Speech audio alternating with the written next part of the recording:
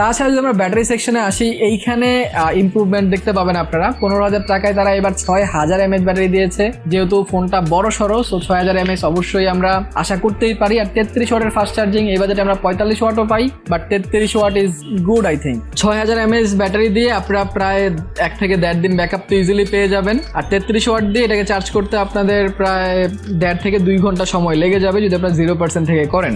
So at the end আমি যদি ভালো খারাপ দিক শেয়ার করি অ্যান্ড এই ফোনটা কারা কিনবেন সেটা যদি আমি বলি, তাহলে আমি বলবো যে এই ফোনের ভালো দিক ডেফিনেটলি 6000 mAh ব্যাটারি, প্রসেসরও ডিসেন্ট ছিল, ডিজাইনটা আমার কাছে ভালো লাগছে, অ্যান্ড ক্যামেরাটাও ঠিকঠাক আছে এটাতে।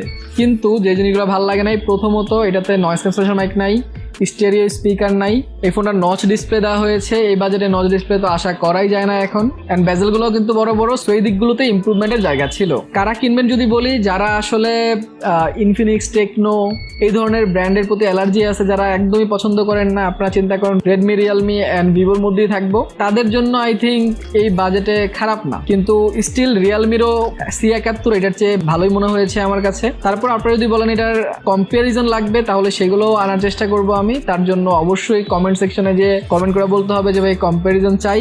আপনাদের কম্পারিজনও লিখতে হবে না, আপনারা জাস্ট সি লিখে কমেন্ট করে দেন, আমি বুঝে যাবো যে আপনারা কম্পারিজন চাচ্ছেন। সো আই হোপ আপনারা সবকিছু বুঝতে পেরেছেন অ্যান্ড আপনারা একটা ভালো ডিসিশন নিতে পারবেন নিজেদের জন্য। অ্যান্ড আপনারা যদি চিন্তা করেন ভাই এই বাজেটে আমি আসলে কি ফোন নিতে পারি অন্য, তাহলে 15,000 টাকার মধ্যে বেস্ট ফোন সাজেস্ট করেছি আমি, টপ 5 ফোন সাজেস্ট করেছি। সেই ভিডিওটা আপনারা দেখতে পারেন, সেই ভিডিওটা দেখতে এইখানে ক্লিক করে দেখে নিতে পারেন। সো ভালো থেকে শুরু থাকেন, ভিডিওটা ভালো লাইক, কমেন্ট, শেয়ার, সাবস্ক্রাইব করে দিন।